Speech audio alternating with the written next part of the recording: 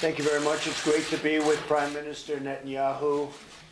We've developed a great relationship, both as countries where I think it's never been stronger, and I can honestly say that, and also as personal friends. We have discussions going with Israel on many things, including trade. But the big move, and something that and very important, was the fact that we will be moving our embassy, as you know, to Jerusalem. And as we also know, that is way ahead of schedule by years.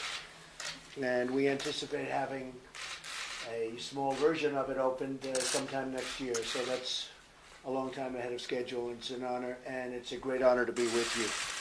Thank you very much. Thank you. Mr. President Donald Trump. Thank you very much. Mr. President, I want to say something, because this is the first meeting you've had since your historic decision to recognize Jerusalem as Israel's capital and to move the embassy and now to expedite the movement of the embassy to Jerusalem. And I want to say that this is a historic decision that will be forever etched in the hearts of our people for generations to come.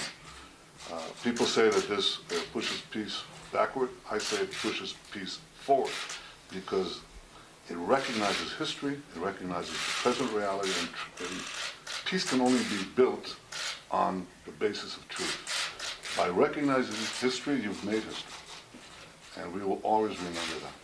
We also support you completely and your stalwart position on the Iran nuclear deal. You said it's a disastrous deal. You said that if its fatal flaws are not fixed, you should walk away from it, and I want you to know that if you decide to do that, then we will back you all the way. We also appreciate the fact that you confront Iran's aggression with us and with other parties in the region as never before. I've never seen the realistic alliance between the United States, Israel, and your other allies in the region as strong, as unified as it is under your leadership. And the last point is, you stood up for Israel in the UN in a remarkable way, rock solid support. This is a place, it's a house of slander against Israel and against the United States, and by word and deed, you've told them enough is enough. As you finish your first year in office, I want to say that I look forward to continuing our remarkable, tremendous friendship in the years ahead, and I want to express the appreciation of the people of Israel to you. Thank you, Mr. President. Thank you very much, brother. Thank you. My honor. I have to say, on the United Nations, we were pretty much out in the wilderness by ourselves, the United States, and we heard every country was going to be against us. And it was very interesting. I said, you know, we give billions and billions of dollars to these countries. It amounts to hundreds of millions and sometimes into the billions for certain countries, and they vote against us. And I made a very simple statement that I'm watching. I'm watching. And we ended up getting 68 votes, either yes or we'll take a neutral position, which was okay too. It was a yes. But, which was essentially a yes, is right. But we ended up getting a lot of votes that we were, I would say virtually we were going to get none. And we give billions of dollars away every year to countries, and in many cases those countries don't even support us. They don't support the United States. Israel has always supported the United States. So what I did with Jerusalem was my honor.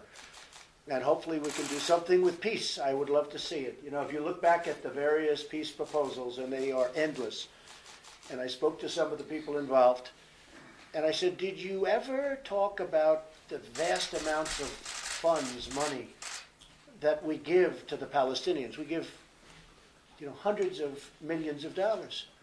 And they said, we never talked. Well, we do talk about it. And when they disrespected us a week ago by not allowing our great vice president to see them, and we give them hundreds of millions of dollars in aid and support, tremendous numbers that nobody understands.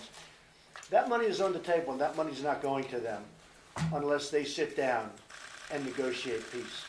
Because I can tell you that Israel does want to make peace, and they're going to have to want to make peace too, or we're going to have nothing to do with it any longer. This was never brought up by other negotiators, but it's brought up by me. So I will say that the hardest subject they had to talk about was Jerusalem. We took Jerusalem off the table, so we don't have to talk about it anymore. They never got past Jerusalem. We took it off the table. We don't have to talk about it anymore. You won 1 point, and you'll give up some points later on the negotiation, if it ever takes place. I don't know that it ever will take place. But they have to respect the process also, and they have to respect the fact that the U.S. has given tremendous support to them over the years in terms of monetary support and other support. So we'll see what happens with the peace process, but respect has to be shown to the U.S., or we're just not going any further. Thank you all very much. Mr. President, are you... We're heading out. Guys, we're heading out. Go ahead, Paul. Thank you. Answering question. Mr. President, when will we see a peace plan? Thank you. Thank you very much. Peace process. Thank you, everyone. Thank you. Speak up, Steve. It's not like you. Thank you. Any sort of Middle East peace plan, proposal? We're going to see what happens. Yes, we have a proposal for peace. It's a great proposal for the Palestinians. I think it's a very good proposal for Israel. It covers a lot of the things that were over the years discussed and agreed on. But the fact is, and I think you know this better than anybody, there were never any deals that came close because Jerusalem, you could never get past Jerusalem. So when people said, oh, I sent it back, I didn't send it back, I helped it. Because by taking it off the table, that was the toughest issue. And Israel will pay for that. Look, Israel, something's going to happen. They'll do something that's going to be a very good thing. But they want to make peace, and I hope the Palestinians want to make peace. And if they do, everybody's going to be very happy in the end. We'll see what happens, Steve. How will We'll see what Israel happens. Mr. President, any comments about Abu Mazen's remarks How will regarding you Israel pay for personally? it? No, I didn't really read his remarks personally. I think I'm probably better off not seeing them. But we've done a lot for them, and hopefully they're going to make peace for their people. You know what? It's many years of killing people. It's many years of killing each other. They have to be tired and disgusted of it. So let's see what happens. I think eventually very sound minds, I hope sound minds, are going to prevail. And it would be a great achievement of mine. I said it from day one, if we could make peace between Israel and the Palestinians. If we do that, I would consider that one of our truly great achievements. But the money is on the table. You know, the money was never on the table, I tell you up front. We give them tremendous amounts, hundreds of millions of dollars a year. That money is on the table. Because why should we do that as a country if they're doing nothing for us? And what we want to do for them is help them. We want to create peace and save lives. And we'll see what happens. We'll see what happens. But the money is on the table. Thank you very much. Are you taking the money away now? Are you taking the money now? Mr.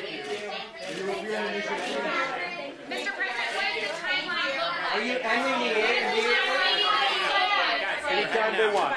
We're heading out. Anytime they want. Thank you. Guys, thank you. Thank you. Thank you. Thank you very much.